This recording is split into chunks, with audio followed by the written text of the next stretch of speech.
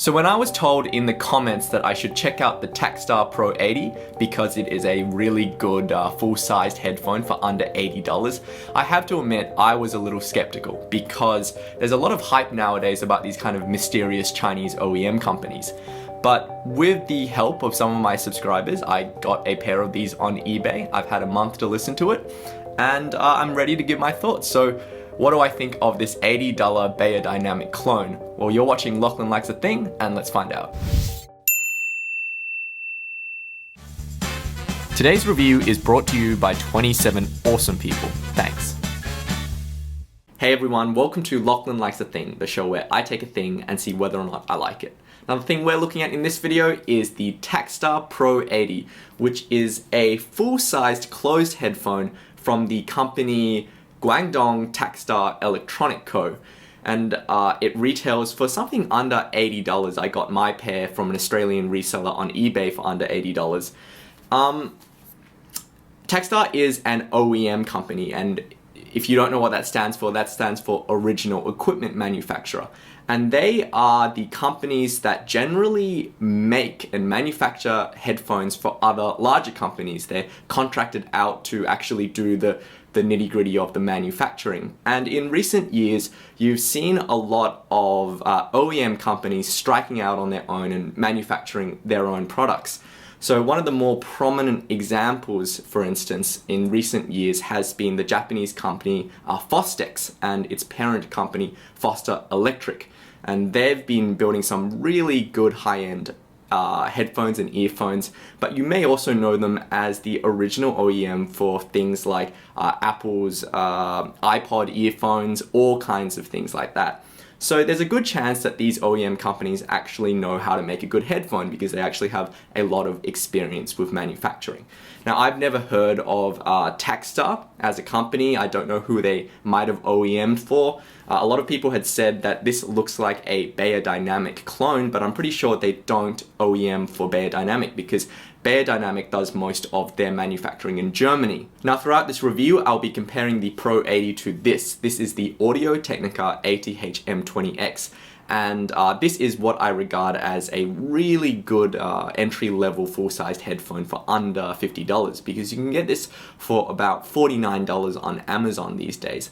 And I think this is a really interesting comparison because you can really start to see between these two headphones what are the relative advantages of OEM companies versus kind of full-size brands. For instance, with OEM companies, you generally get lower margins. They can do this kind of direct-to-consumer sort of thing. With larger companies like Audio-Technica, you do also get advantages. They put bigger orders in, so they get larger economies of scale, they have market research, etc., etc. So it's an interesting comparison between the two. And I should note that this ATH M20X is a review unit that was given to me by Audio-Technica Australia. I still don't have a full review up of this yet, but just keep an eye on the channel. This will be up soon. So let's start with the design and the build of the Pro 80. And I have to say that this is a bit of a mixed bag. Now, as you can see, the Pro 80 is a headphone that has a headband design that is very similar to Beyerdynamic's headphones. So you have this kind of headband yoke here in this Y shape, and then you have the thick headband. It's very reminiscent of Beyerdynamic headphones, which is why a lot of people made those comments about this being a clone headphone, though I have to say it doesn't really sound like any Beyer that I've heard. I gotta say, I like the materials of the headphone construction, and I commented on this in my initial unboxing video. It's this nice mixture of metals and plastics. There's quite a nice kind of cable on this headphone. It's a coiled cable. It actually hasn't had too much memory because I commented that about that on the box. It's not too bad. You get a nice headphone plug on the end. Everything is well constructed, and I do feel confident about the kind of sturdiness of this headphone. But there is one thing, and I don't know if you've noticed this on the headphone yet, but there is one thing that really, really bothers me about this headphone, and that is that this headphone, the headband comes out of the box slightly bent. Do you see how that these are not the ear cups are not aligned properly, and that's because the headband has been slightly bent or there's some other kind of issue with the manufacturing. And I did go back to watch my unboxing video to confirm that this wasn't something that I just managed to do to the headphone. This is actually something that happened out of the box. So that really is a little disappointing, because it means that when you're trying to adjust the headphone, you cannot visually tell when these two headphones have the same adjustment point, because they just don't line up from the bottom. And if you fully extend them, you can see here that the problem actually ends up getting a lot worse. It just doesn't, inspire a lot of confidence in the quality control. Again, I do think the headphone is it's made of nice materials, it's quite sturdy, but in terms of actual fit and finishing, that really is a little disappointing.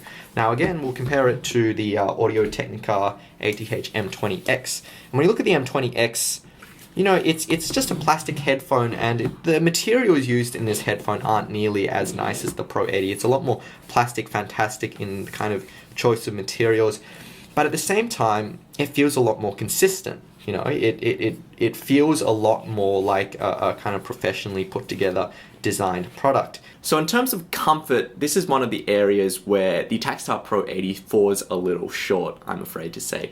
This headphone may look like a Beyerdynamic clone, but it's not nearly as comfortable as a Beyerdynamic. And one of the main reasons for that is that the ear cups are actually much smaller on the Pro 80. The Beyerdynamics use large circular ear cups that kind of sit very much around your ear. The Pro 80 uses more elliptical, kind of squashed versions of these ear cups. So there's less room for your ear to breathe. The kind of synthetic leather used on the Pro 80 is not particularly breathable either. And the headphone has a moderate weight of 340 grams. So I've been wearing these to play games and that kind of thing. And after about 1 or 2 hours of use, it does start to get stuffy. They're not uncomfortable. I wouldn't say that these are, ergonomic kind of disasters, but they're just not nearly as nice to wear as some of the other full-sized options out there.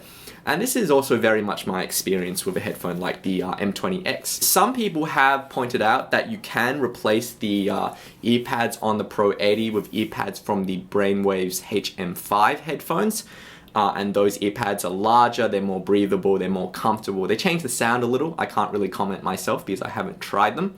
But one thing to note is that those earpads are another $20 on top of the $80 you're already spending on the Pro 80. So let's move on to the sound of the Pro 80, and it's no surprise that the sound is the most positive aspect of the Pro 80, because otherwise if this headphone had nothing going for it in terms of sound, I wouldn't have heard about it and you wouldn't see me reviewing it. So it's got to be at least above average. And I have to say, having listened to it, the Pro 80 does have a sound that is a cut above what the $80 price point would lead you to believe.